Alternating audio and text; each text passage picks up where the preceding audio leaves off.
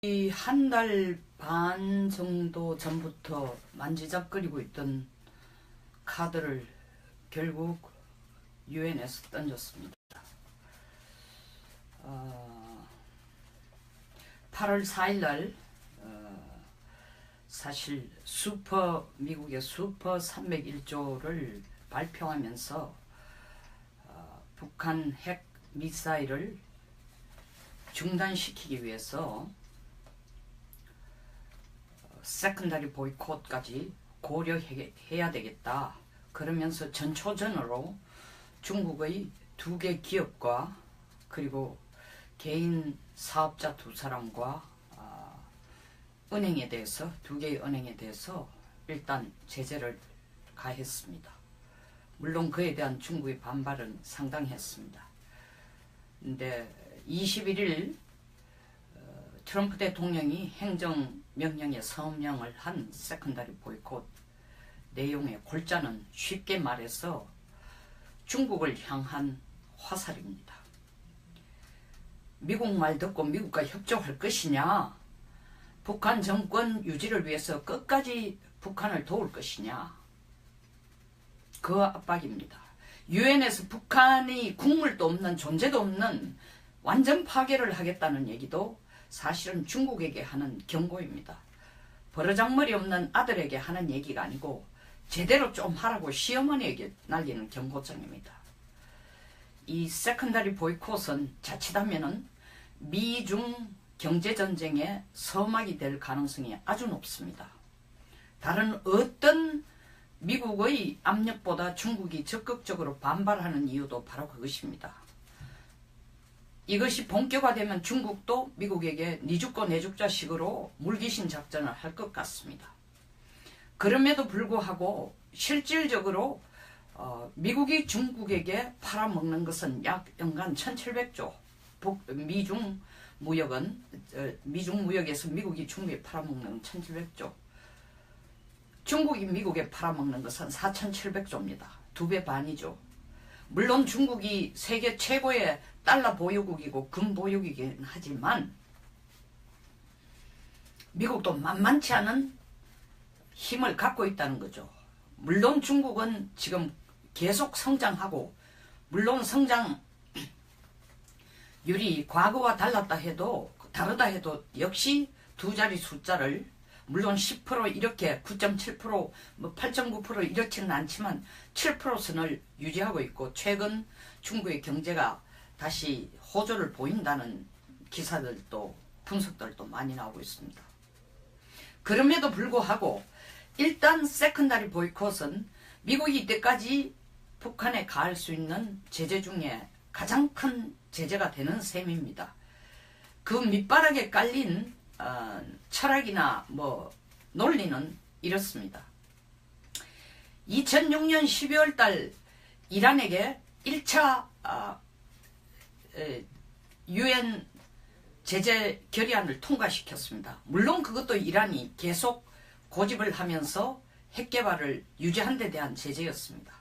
2006년 이후 2010년까지 4차례에 대해서 이란에 대한 유엔 제재 결의안이 통과되었지만 이란으로 하여금 핵개발을 중단시키는 데 큰 효과를 보지 못했습니다. 그래서 2010년부터는 유엔의 대이란 제재에 석유 수출을 완전히 금했습니다. 뒤집어 얘기하면 이란으로부터 석유 사는 나라는, 석유를 받아들이거나 수입하는 나라는 미국이 그 나라와는 혹은 그 회사와는 금융거래도 무역거래도 안 하겠다고 잘랐습니다. 이 모델을 가져와서 지금 북한에도 적용하자는 것입니다. 이란에게는 일단 이 세컨더리 보이콧이, 미국의 세컨더리 보이콧이 성공을 했습니다. 왜냐하면은 이란은 북한과 경제체제나 경제 규모가 전혀 다르기 때문입니다. 몇 가지를 살펴보면은 미국의 대이란 제재, 세컨더리 보이콧을 통한 대이란 제재가 성공한 첫째 이유는 이란의 경제 규모는 통계가 다양합니다만은 뭐 국가 총생산이 사실 400조에서 1400조까지 다양하게 나오고 있습니다만 최소한 이란의 개인당 국민소득이 한 8천 내지 9천 달러라는 것은 거의 고정화된 것 같습니다.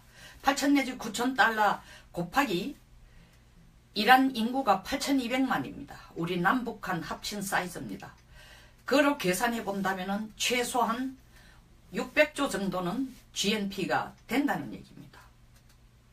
이에 반해 북한의 GNP 역시 공산국가의 통계니까 믿을 수는 없지만 IIS, 다시 말하면은 밀리터리 밸런스를 만들어내는 IIS나 혹은 시프리 이어북 같은 이런 군사 경제 문제를 총괄하는 가장 객관적인 통계 자료를 봐도 북한의 경제 규모는 약 40조 내지 국가 총 생산량이 40조 내지 50조입니다. 단순 비교를 해도 일단 이란의 경제 규모는 북한의 10배를 넘습니다. 둘째, 경제 체제, 경제 형태에 있어서 이란의 경제는 국가 총생산량의 70% 이상이 석유 수출에 달려 있습니다.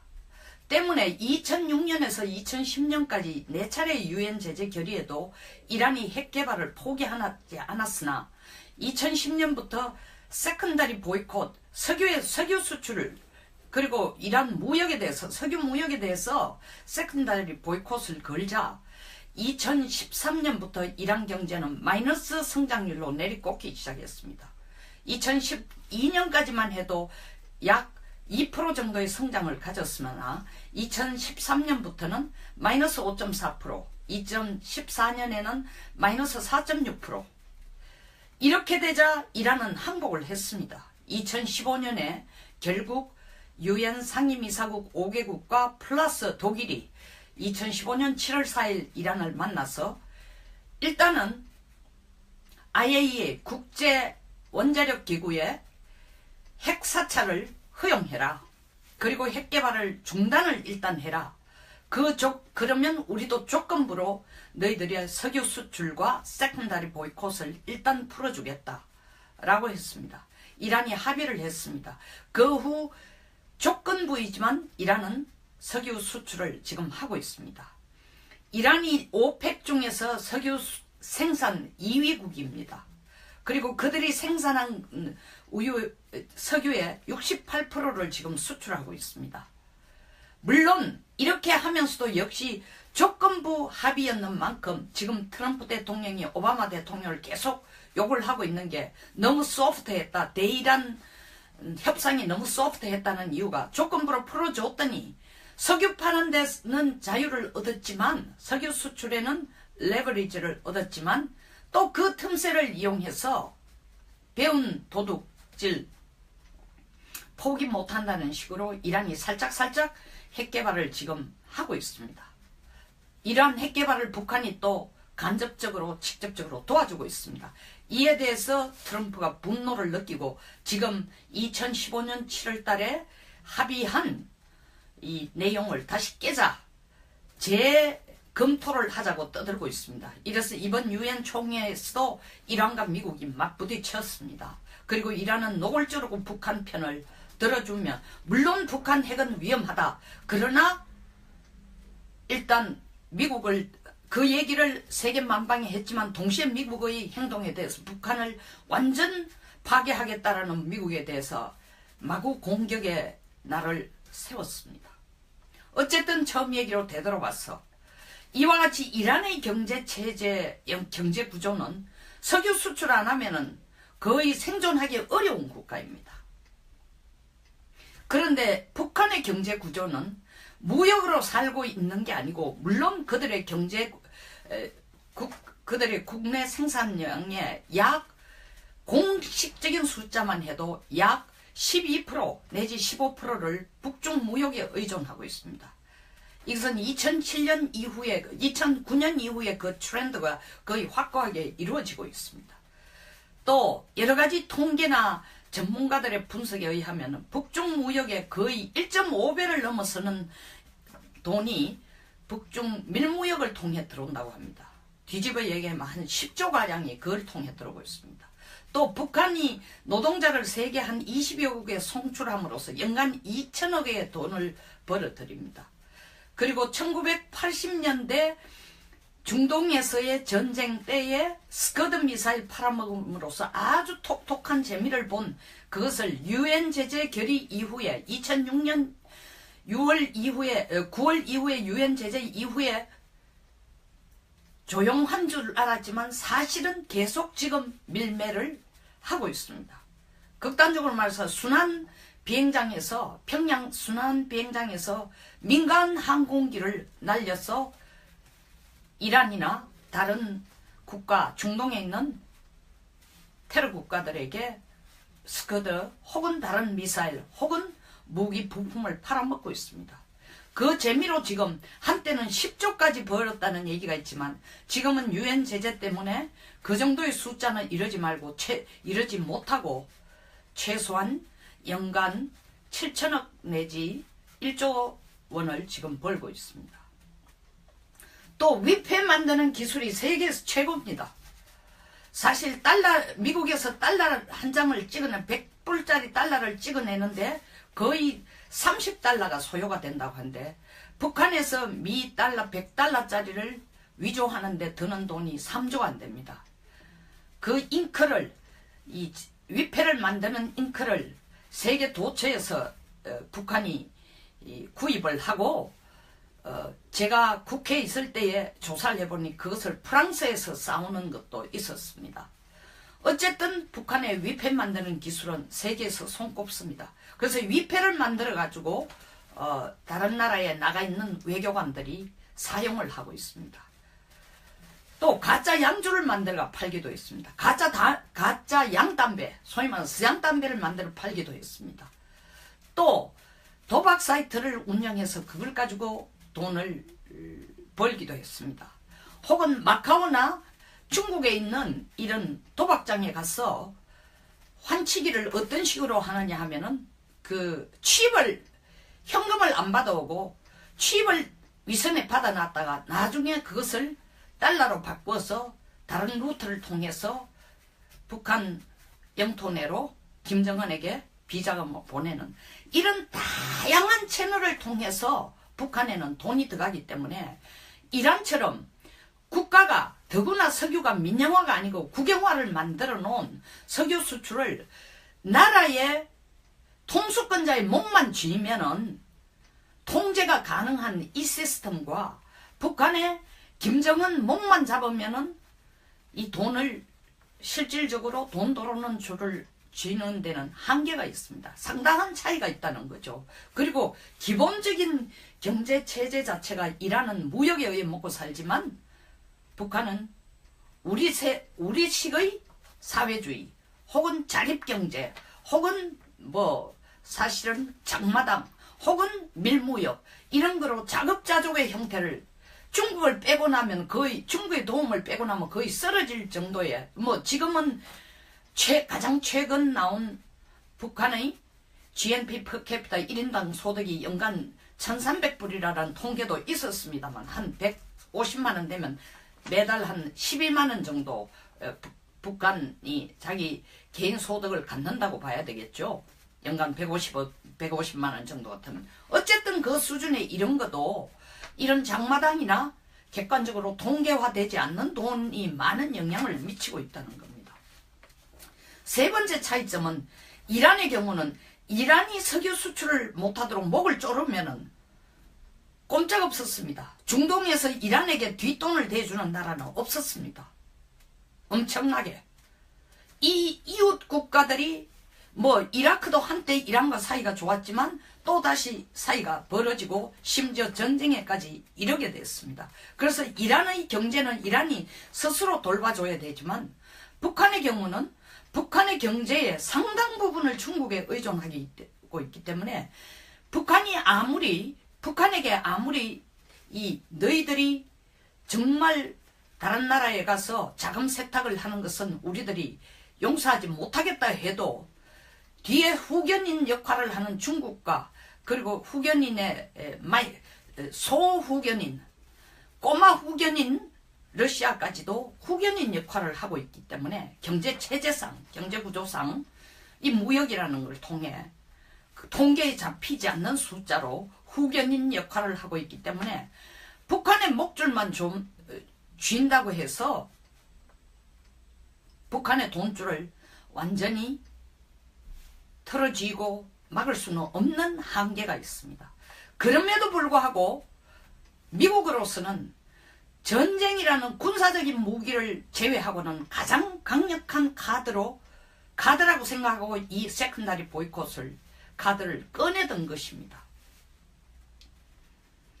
미국이 이렇게 한 것은 방금 이란의 경우에서 그들이 상대적으로 성공한, 부분적으로 일시적으로 성공한 사례도 있지만 또한 2005년 비데이 사건을 미국은 큰 하나의 사례로, 모범적인 사례로 보고 2차 비데이 사건처럼 이 세컨다리 보이콧 카드를 끄집어냈다는 겁니다. 비데이 사건은 여러분들이 이미 다 알고 있겠지만 BDA라는 건 Bank of Delta in Asia 해서 마카오에 있는 델타뱅크가 북한이 자기들의 자금을 세탁하는 불법 거래를 하는 은행이다라는 것을 미국이 알고 그곳에 유치되어 있던 김정일의 불법 자금 2,500만 달러를 동결시켜버렸습니다. 250억을 동결시켰습니다.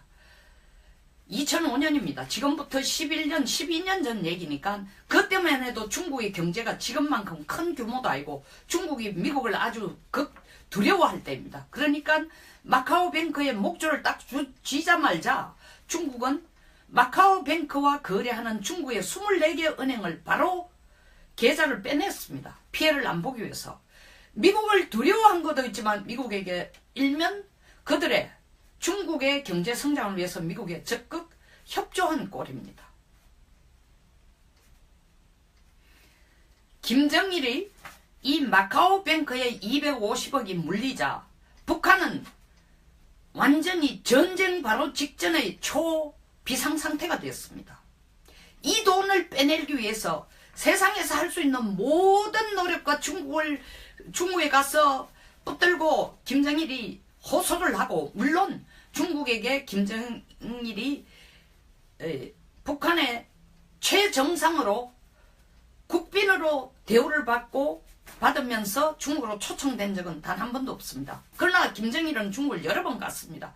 어쨌든 중국에게 손을 벌리고 유엔에 와가도 이걸 미국에게도 이 문제만을 풀어달라고 백방으로 뛰었습니다. 더더구나 그때는 육자회담이 하나의 메커니즘으로, 북핵 억지를 위한 메커니즘으로 일단 존재했으니까 북핵 육자회담을 북한의 비자금 동결을 푸는 하나의 무기로 북한이 적극적으로 활용하기도 했습니다. 사실 2006년에 이 돈이 바로 동결이 해제되자마자 그 전까지만 해도 육자회담에 아주 적극적으로 협력하는 채 했던 북한이 동결해주면 일주일 후에 육자회담을 다시 개최하겠다. 그 중간에 몇 차례 스톱했다가 중단했던 육자회담을 자기들이 육자회담을 적극적으로 끌어가는 선봉자가 되겠다 라고 해놓고 2005년 9월 20일 날 동결된 것을 2006년에 풀어주자 북한은 바로 육자회담 자체를 언제 그랬느냐 듯이 참석도 하지 않고 그 후 육자회담이 실질적으로 유야무야가 된 것입니다. 이용한 거죠. 어쨌든 미국으로서는 그 당시 마카오에 있는 델타뱅크를 목을 쥐므로써 이 경제제재라는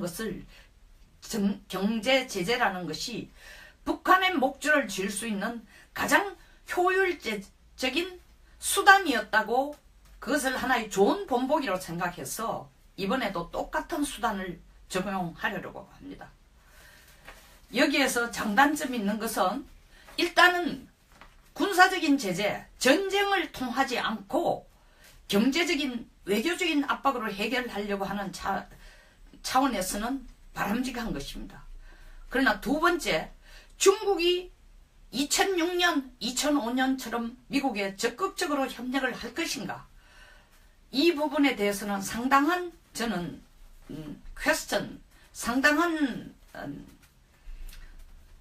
의혹이라기보다 상당한 그 가능성에 대해서 불신을 갖고 있다는 겁니다. 믿지 못하고 있다는 겁니다. 왜냐하면은 사실 지난 유엔 제재 결의안이 9월 초에 유엔 제재 결의안이 통과되기 전에 이미 중국은 시진핑 주석이 모든 중국 은행에게 지시를 내렸습니다. 북한과 거래하고 있는 은행에 계좌를 두거나 거래하는 중국은행은 더 이상 거래를 추진하지 말고 이미 거래된 액도 모두 빼내라고 공문을 내렸습니다. 따라서 북한과 거래하고 있는 은행에서 그 은행과 거래하고 있는 중국 기업이나 은행은 이미 사전 조치를 거의 다 해놓았기 때문에 실질적으로 이 제재 조치를 한다 해도 만약에 8월 4일쯤 8월 초쯤 미국이 이 카드를 세컨더리 보이콧을 생각할 때 바로 이 카드를 던졌다면은 중국의 많은 은행들이 화들짝 놀라고 피해를 봤을지 몰라도 지금 한 달 반의 여유를 준 만큼 중국은 대비해놓을 체제를 거의 나름대로 엄청나게 대비를 해놓고 있습니다. 따라서 미국이 이 카드를 들여밀어도 2005년 비대위에게 가한 제재만큼의 효과를 보기는 어렵다는 것입니다. 물론 미국은 중국의 농업은행이나 초상은행이 북한 무기 생산에 밑돈을 대주고 있다. 그뿐만 아니라 공상은행을 포함해서 다른 한 12개 은행도 그와 비슷한 짓거리를 하고 있는 것 같으니까 우리가 제재를 가하고 조사를 해봐야 된다고 하고 있지만 제가 볼 때는 8월 4일 그들이 슈퍼 301조를 통과시킬 때만큼 이것이 지금 효과를 볼 것인가는 상당히 의아합니다. 의문스럽습니다.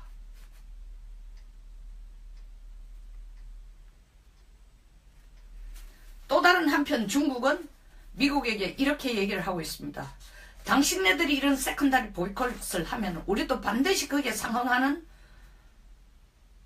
무역 보복을 할 것이다 라고 하고 있습니다.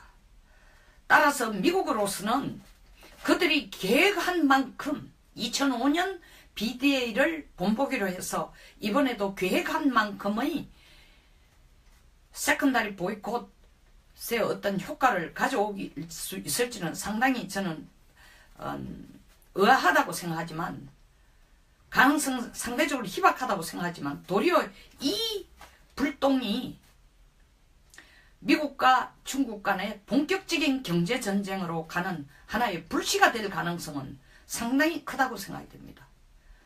미국과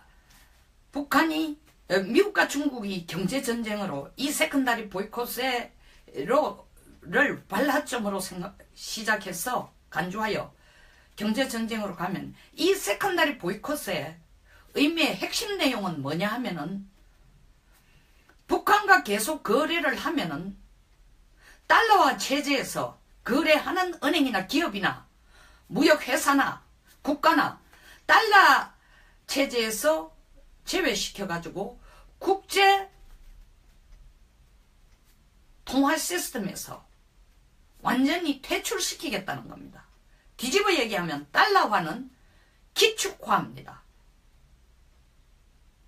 기축화라는 건 전 세계 무역은 달러를 기준으로 이루어지고 있습니다.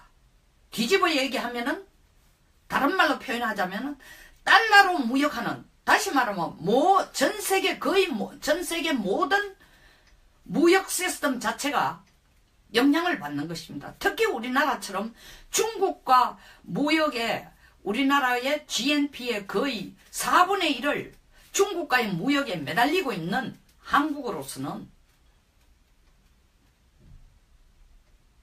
이 세컨다리 보이콧이 우리에게도 직접적인 영향을 줄 수 있다고 생각이 됩니다.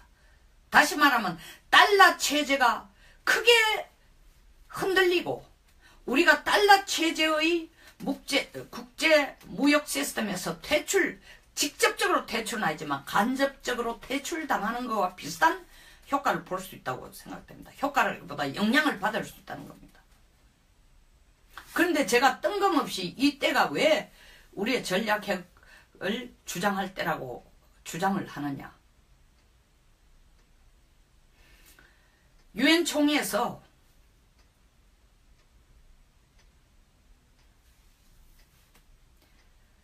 북한 정권을 완전히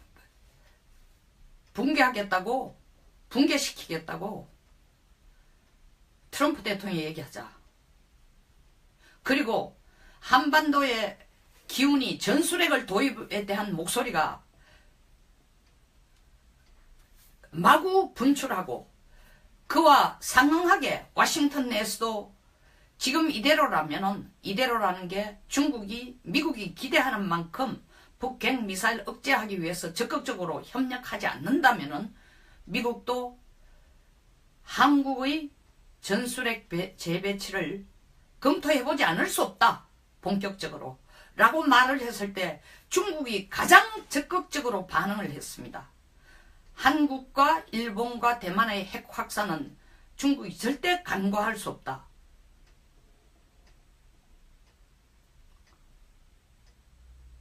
주미 중국 대사가 얘기한 것입니다. 중국에게 가장 큰 위협이 된 것입니다. 이 동북아시아가 핵도미노로 되거나 아니면 동북아시아에 자기들이 불편하게 생각하는 일본이나 한국이나 대만이 힘을 합쳐서가 핵 컨소시엄을 만들거나 아니면 각각의 나라가 핵도미노로 가거나 중국은 절대 용납할 수 없답니다. 그래서 한반도에서는 반드시 비핵화가 돼야 된다 하고 있습니다. 한반도가 비핵화가 되려면 중국이 적극적으로 북한 비핵화부터를 먼저 앞장서줘야 되는데 북한 비핵화에는 중국이 앞장서지 않으면서 한국의 비핵화를 강력히 주장합니다. 그래서 감히 마치 한국의 대통령인 것처럼 중국의 외교부 부장이 한국은 전술핵 가져서는 안 돼. 안 가진다고 공표했어. 지금부터 안 가지는 거로 정책을 끌어나갈 거야. 라고 얘기하고 있습니다. 이것은 동전양면의 의미가 있습니다. 우리가 전술핵을 갖겠다고 하는 것은 중국에게 엄청난 압력이 된다는 것. 이런데도 국내 여당이나 다른 청와대의 일부 목소리는 우리가 사드만 가져도 중국이 저렇게 길길이 날뜨고 보복을 하는데 전술핵 갖는다고 하면 우리를 그만두지 않을 거다. 이렇게 기겁을 하고 있습니다. 억지력이라는 것은 상대방이 겁을 먹을 때 소위 말하는 다른 쪽이 거기에 대해서 보복할 능력을 충분히 가지고 있다라는 위협으로 보여질 때 그것이 억지력을 갖는 것입니다. 우리가 전술핵을 갖겠다. 아니면 독자적인 핵무장을 하겠다라는 것은 중국에게 엄청난 압력이 되는 겁니다. 미국의 세컨다리 보이콧이 시작이 되면은 한국의 한중 무역도 불가피하게 영향을 받습니다. 우리는 그냥 앉아서 한중 무역의 피해를 미국의 세컨다리 보이콧 때문에 영향을 받는 거로만 쭈그리고 앉아서 웅크리고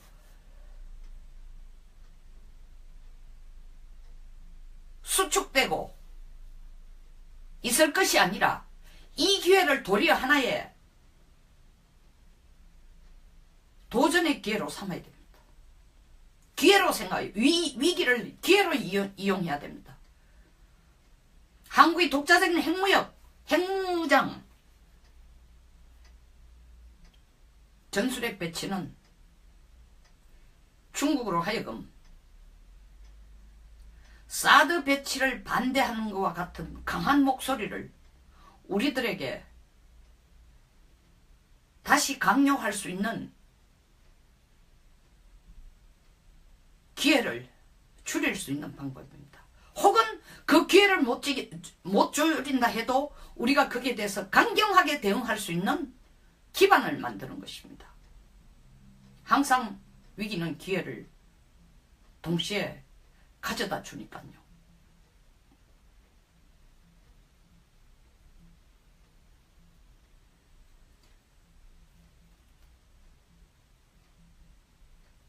유엔에서 혹은 일본 신문이 아베는 힘이 있고 문재인 대통령은 힘이 없다 라는 말을 했을 때 우리는 바로 반응을 했습니다. 말도 안 되는 소리 하지 마라. 그렇게 자기들 원한 대로 손바닥 뒤집듯이 여론을 조작하지 말라고 바로 공격을 냈습니다. 그런데 왕이 외교부장이 한군 전술핵을 갖지도 않겠다고 하고 갖지 않는 정책을 지켜나가겠다고 공표했다고 하는데 아직까지 청와대는 거기에 대한 답이 없습니다.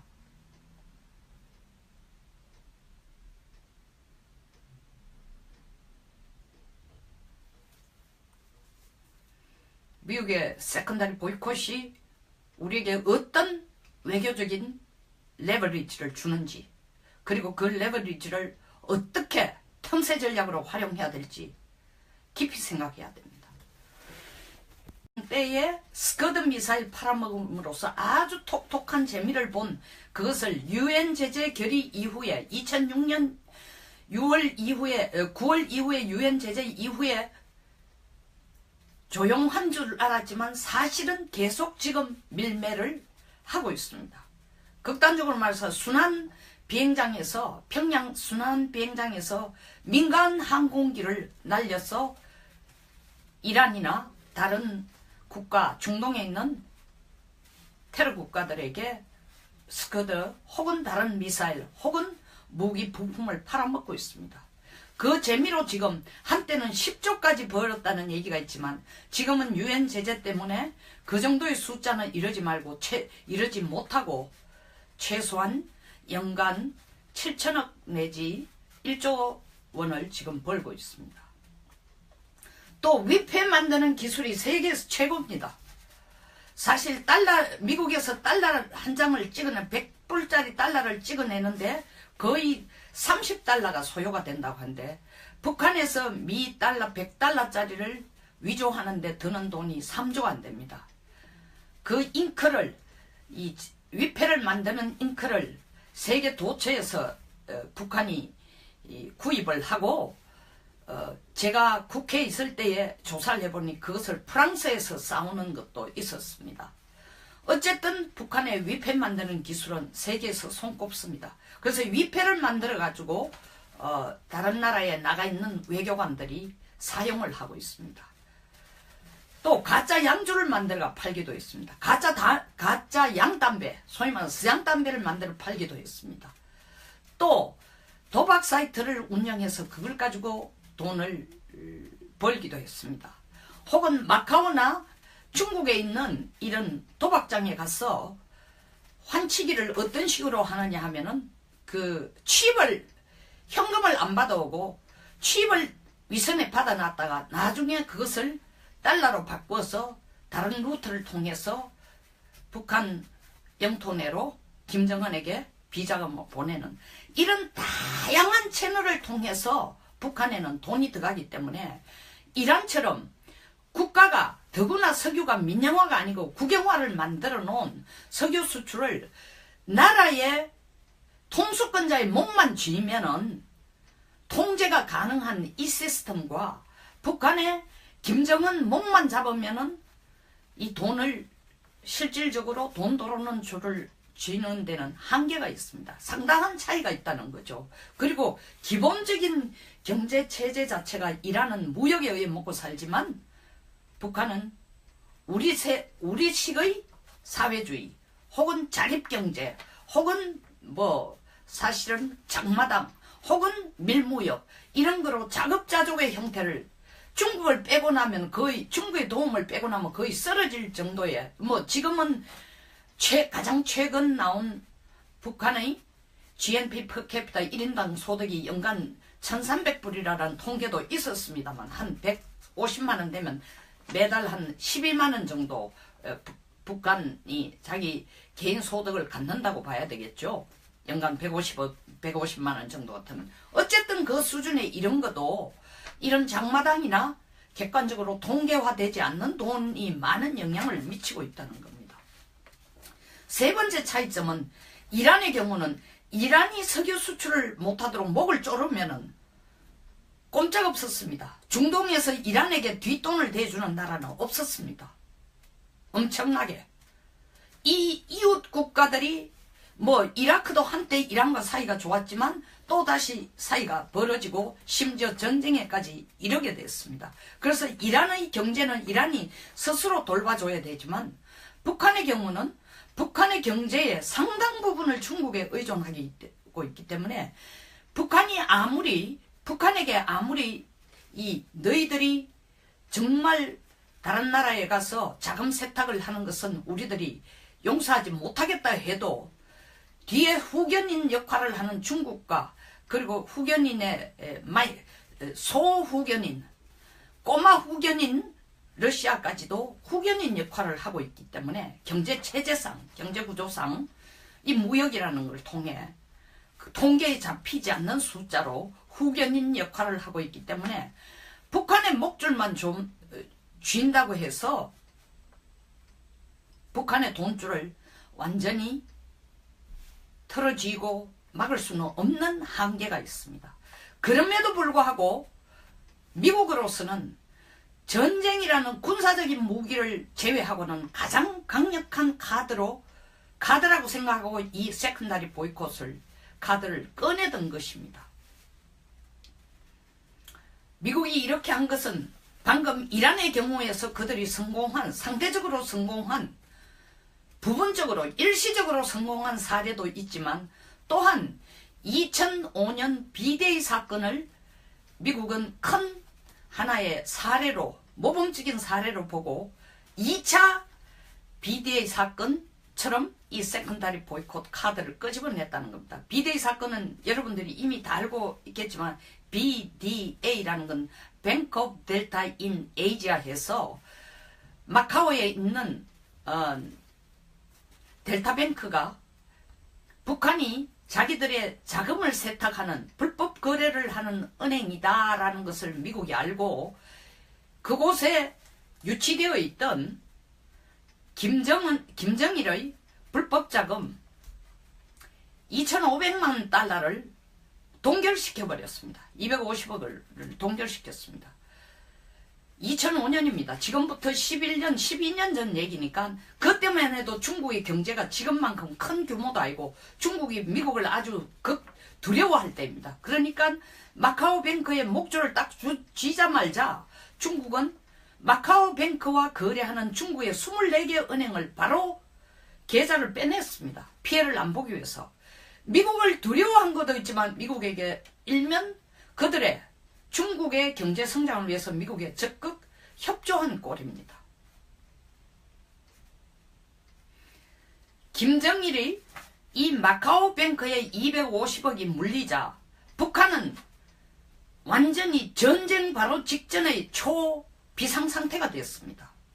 이 돈을 빼내기 위해서 세상에서 할 수 있는 모든 노력과 중국에 가서 붙들고 김정일이 호소를 하고 물론 중국에게 김정일이 북한의 최정상으로 국빈으로 대우를 받으면서 중국으로 초청된 적은 단 한 번도 없습니다. 그러나 김정일은 중국을 여러 번 갔습니다. 어쨌든 중국에게 손을 벌리고 유엔에 와가도 이걸 미국에게도 이 문제만을 풀어달라고 백방으로 뛰었습니다. 더더구나 그때는 육자회담이 하나의 메커니즘으로 북핵 억지를 위한 메커니즘으로 일단 존재했으니까 북핵 육자회담을 북한의 비자금 동결을 푸는 하나의 무기로 북한이 적극적으로 활용하기도 했습니다. 사실 2006년에 이 돈이 바로 동결이 해제되자마자 그 전까지만 해도 육자회담에 아주 적극적으로 협력하는 채 했던 북한이 동결해주면 일주일 후에 육자회담을 다시 개최하겠다. 그 중간에 몇 차례 스톱했다가 중단했던 육자회담을 자기들이 육자회담을 적극적으로 끌어가는 선봉자가 되겠다 라고 해놓고 2005년 9월 20일 날 동결된 것을 2006년에 풀어주자 북한은 바로 육자회담 자체를 언제 그랬느냐 듯이 참석도 하지 않고 그 후 육자회담이 실질적으로 유야무야가 된 것입니다. 이용한 거죠. 어쨌든 미국으로서는 그 당시 마카오에 있는 델타뱅크를 목을 쥐므로써 이 경제제재라는 것이 북한의 목줄을 쥘 수 있는 가장 효율적인 수단이었다고 그것을 하나의 좋은 본보기로 생각해서 이번에도 똑같은 수단을 적용하려고 합니다.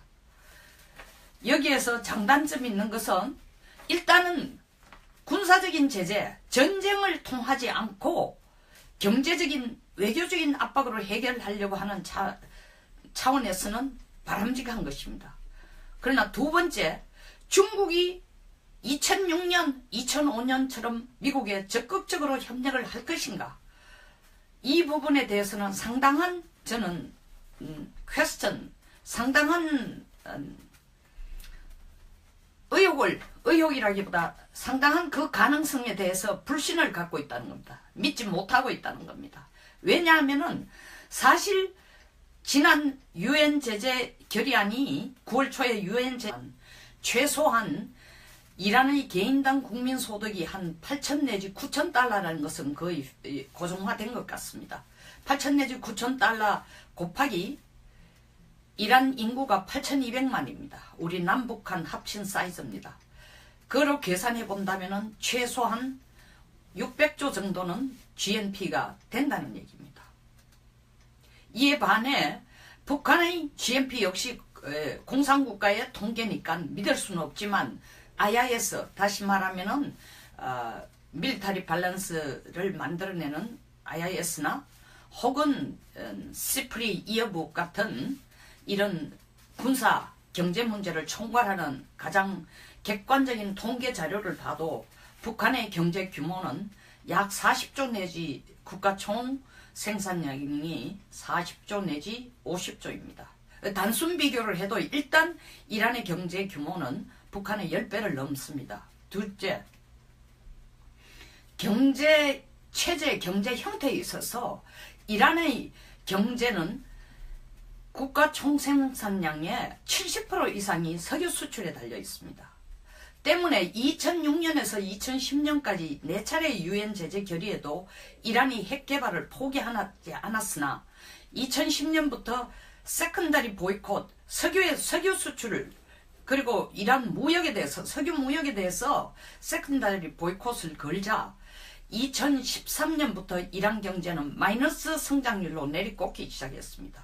2012년까지만 해도 약 2% 정도의 성장을 가졌으나 2013년부터는 마이너스 5.4%, 2014년에는 마이너스 4.6%.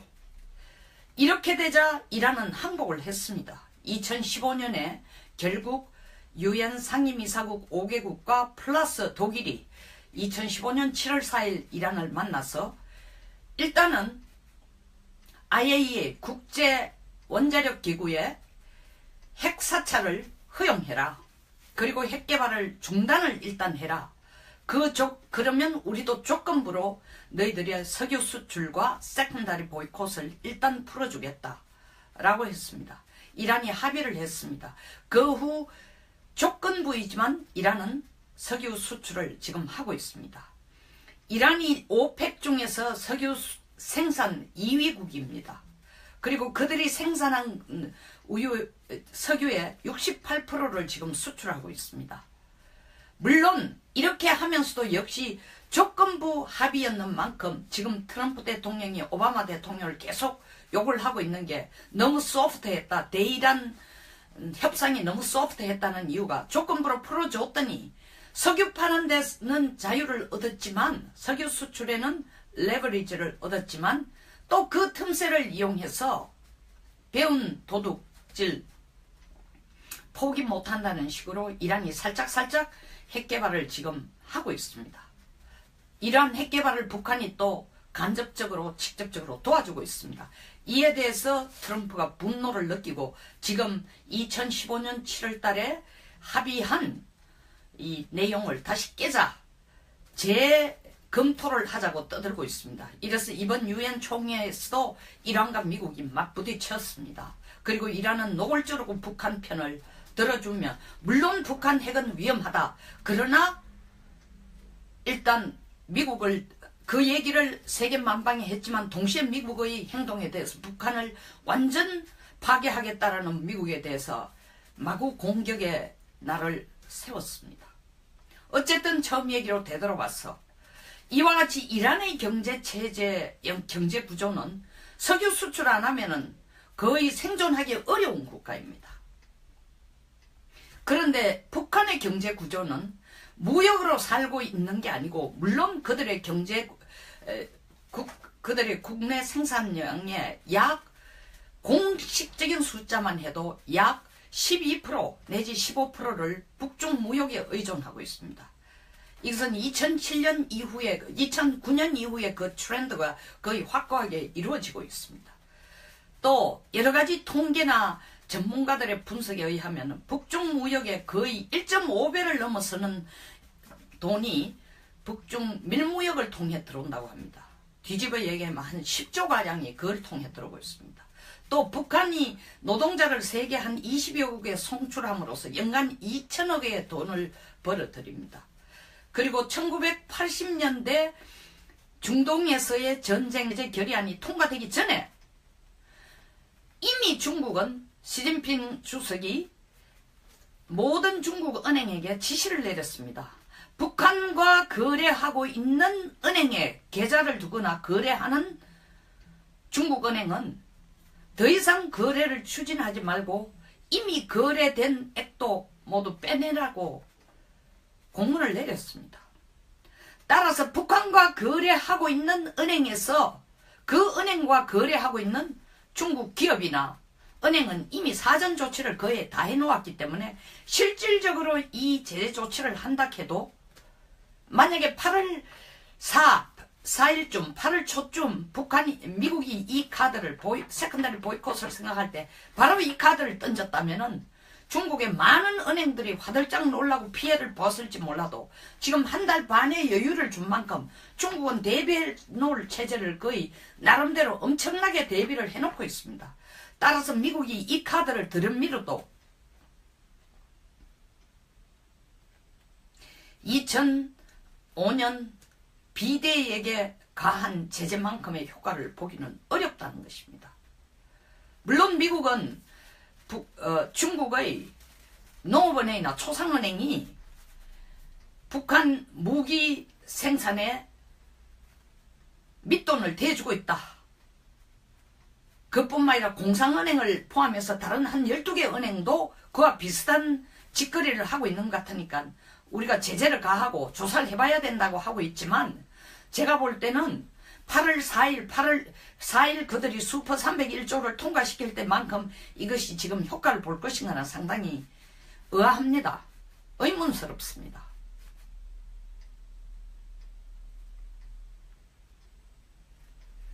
또 다른 한편 중국은 미국에게 이렇게 얘기를 하고 있습니다. 당신네들이 이런 세컨다리 보이콧을 하면 우리도 반드시 거기에 상응하는 무역 보복을 할 것이다 라고 하고 있습니다. 따라서 미국으로서는 그들이 계획한 만큼 2005년 BDA를 본보기로 해서 이번에도 계획한 만큼의 세컨다리 보이콧의 어떤 효과를 가져올 수 있을지는 상당히 저는 의아하다고 생각하지만 가능성 상대적으로 희박하다고 생각하지만 도리어 이 불똥이 미국과 중국 간의 본격적인 경제전쟁으로 가는 하나의 불씨가 될 가능성은 상당히 크다고 생각이 됩니다. 미국과 중국이 경제전쟁으로 이 세컨다리 보이콧을 발화점으로 시작해서 간주하여 경제전쟁으로 가면 이 세컨다리 보이콧의 의미의 핵심 내용은 뭐냐 하면은 북한과 계속 거래를 하면은 달러화 체제에서 거래하는 은행이나 기업이나 무역회사나 국가나 달러 체제에서 제외시켜가지고 국제 통화 시스템에서 완전히 퇴출시키겠다는 겁니다. 뒤집어 얘기하면 달러화는 기축화입니다. 기축화라는 건 전 세계 무역은 달러를 기준으로 이루어지고 있습니다. 뒤집어 얘기하면은 다른 말로 표현하자면은 달러로 무역하는, 다시 말하면 전 세계 모든 무역 시스템 자체가 영향을 받는 것입니다. 특히 우리나라처럼 중국과 무역에 우리나라의 GNP의 거의 4분의 1을 중국과의 무역에 매달리고 있는 한국으로서는 이 세컨더리 보이콧이 우리에게도 직접적인 영향을 줄 수 있다고 생각이 됩니다. 다시 말하면 달러 체제가 크게 흔들리고 우리가 달러 체제의 국제 무역 시스템에서 직접적으로 퇴출은 아니지만 간접적으로 퇴출당하는 것과 비슷한 효과를 볼 수 있다고 생각됩니다. 효과보다 영향을 받을 수 있다는 겁니다. 그런데 제가 뜬금없이 이 때가 왜 우리의 전략핵을 주장할 때라고 주장을 하느냐. 유엔 총회에서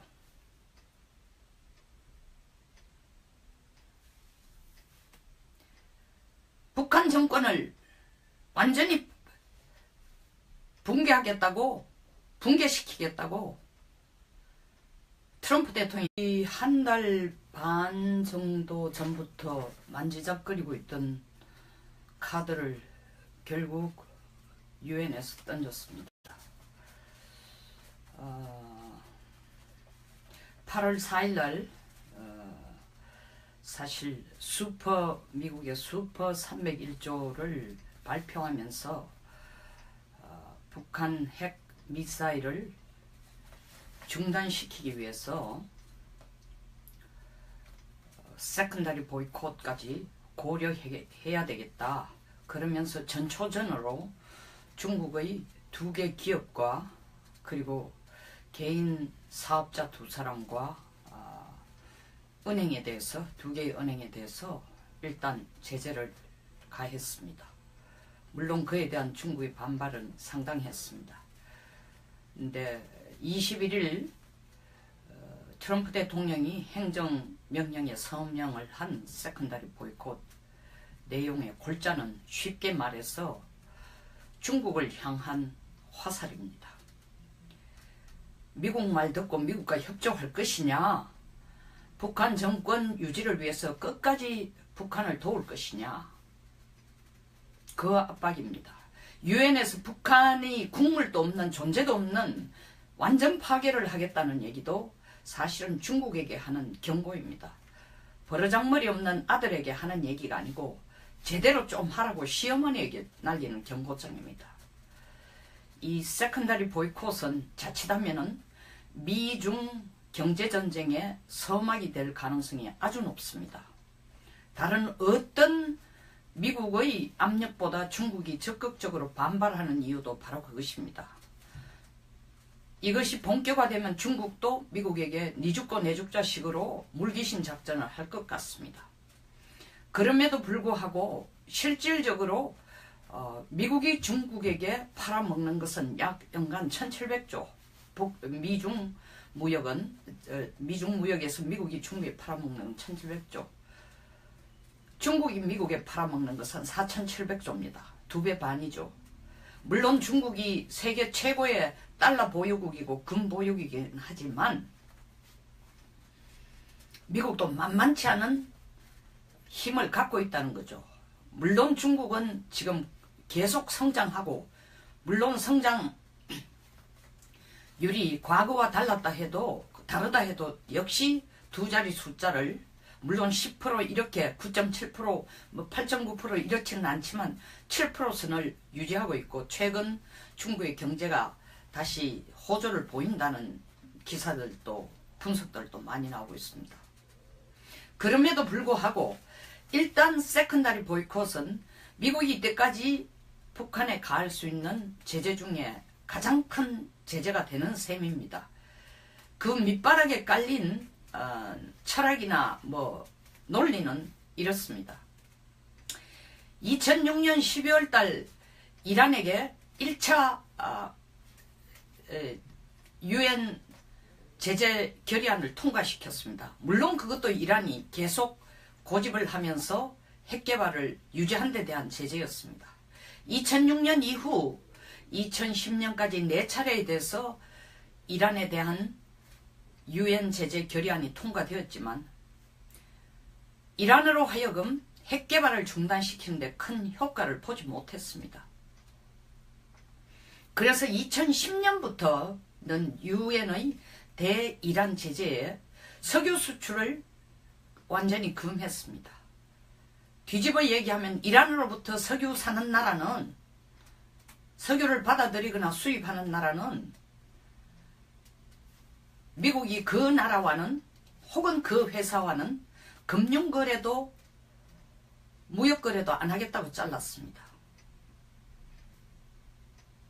이 모델을 가져와서 지금 북한에도 적용하자는 것입니다. 이란에게는 일단 이 세컨다리 보이콧이, 미국의 세컨다리 보이콧이 성공을 했습니다. 왜냐하면 이란은 북한과 경제체제나 경제 규모가 전혀 다르기 때문입니다. 몇 가지를 살펴보면은 미국의 대이란 제재, 세컨다리 보이콧을 통한 대이란 제재가 성공한 첫째 이유는 이란의 경제 규모는 통계가 다양합니다만은 국가 총생산이 사실 400조에서 1400조까지 다양하게 나오고 있습니다.